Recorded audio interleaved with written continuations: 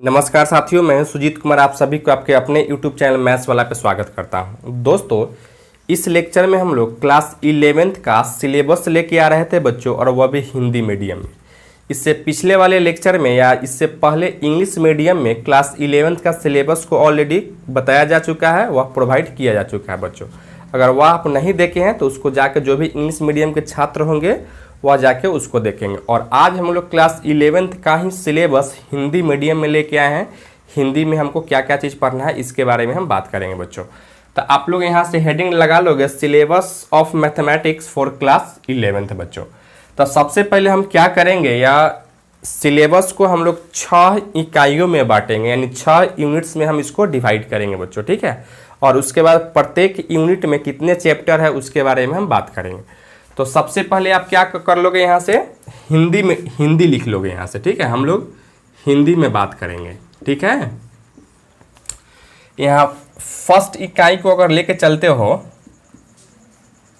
इकाई number first, ठीक है।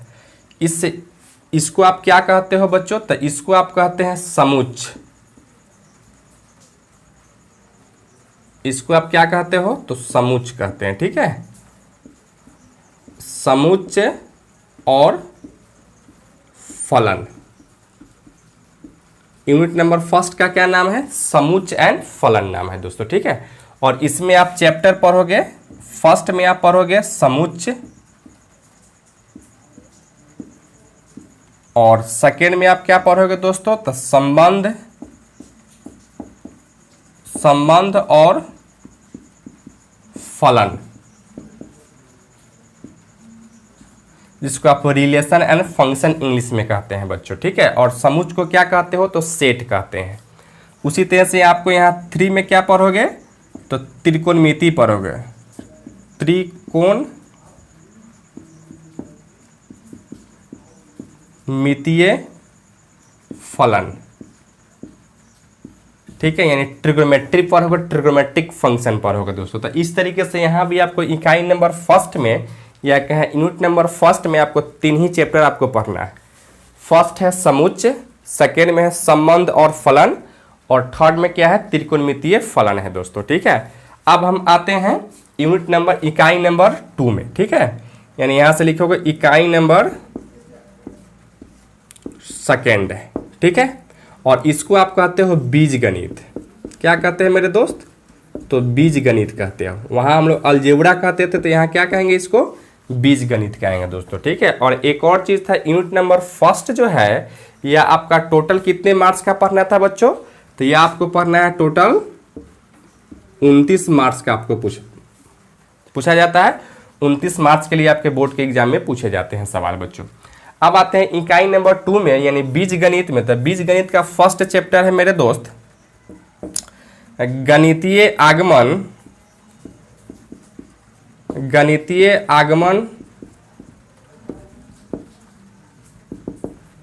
का सिद्धांत, ठीक है। और इसको आप इंग्लिश में क्या कहते हो, तो प्रिंसिपल ऑफ मैथमेटिकल इंडक्शन कहते थे दोस्तों, ठीक है। अब आइए आप लोग 2 में आपको क्या पढ़ना था दोस्तों, तो सम्मिश्र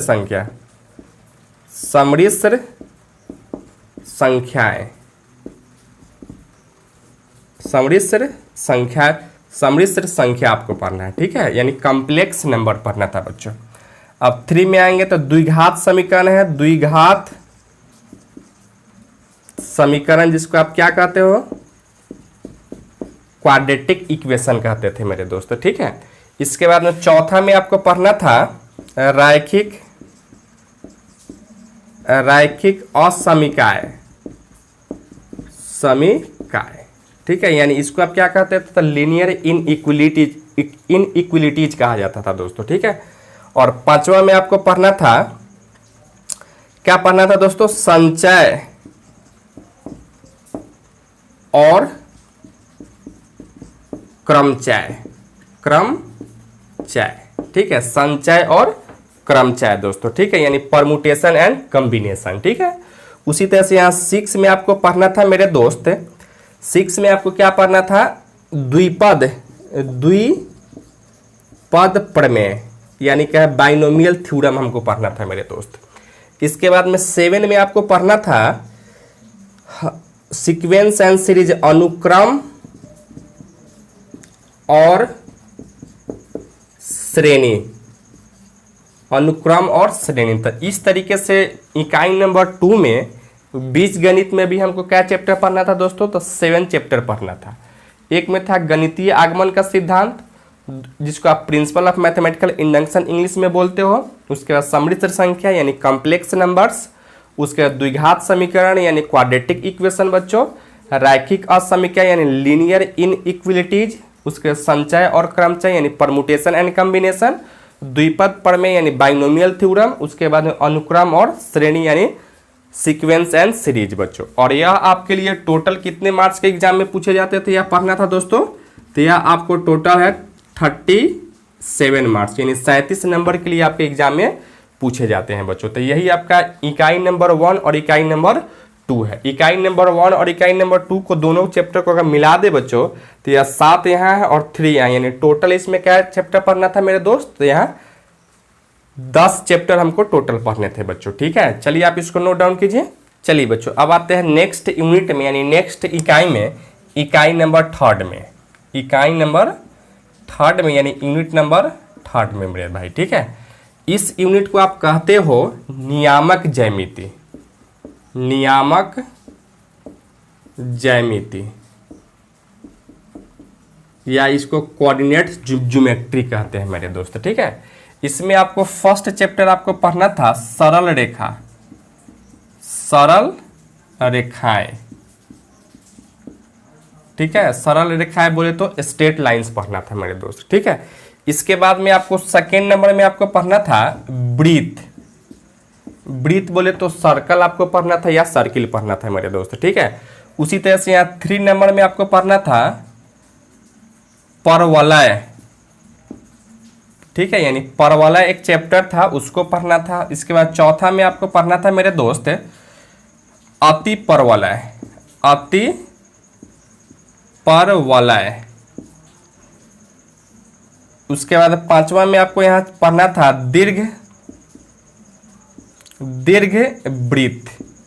ठीक है, यानी इलिप्स, इसको कहा जाता है, परवलय को कहा जाता है क्या, पाराबोला, और अति परवलय को कहा जाता है हाइपरबोला मेरे दोस्त। और यह तीनों का, यह चारों को अगर मिला देते हैं मेरे दोस्त, इसका एक और नाम कहा जाता है शंकु खंड। जैसे वहाँ कोनिक सेक्शन कहे थे ना, उसी तरह से इसको क्या कहा जाता है हिंदी में, उसी को शंकु खंड कहा जाता है। ठीक है, और यह आपके एग्जाम में टोटल कितने मार्क्स के पूछे जाते हैं बच्चों, तो यह आपको टोटल 13 नंबर के लिए पूछे जाते हैं। कितने नंबर्स के पूछे जाते हैं मेरे भाई, तो 13 नंबर्स के लिए आपसे यह एग्जाम में सवाल पूछे जाते हैं। ठीक है, और यह आपको बहुत इंपॉर्टेंट है। अगर इसको आप नहीं पढ़ोगे तो फिर क्लास 12th के जो कोऑर्डिनेट ज्योमेट्री है उसमें आपको बहुत ही परेशानी होगा मेरे दोस्त। अब आते हैं हम लोग इकाई नंबर नेक्स्ट में यानी इकाई नंबर 4 में मेरे दोस्त। तो चलिए यहाँ से इकाई नंबर 4 में आते हैं।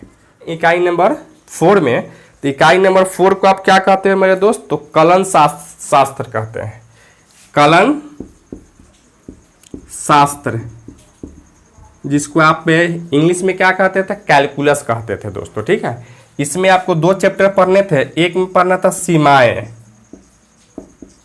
और 2 में क्या पढ़ना था, तो अवकलन पढ़ना था, अवकलन यानी डिफरेंशिएशन पढ़ना था बच्चों।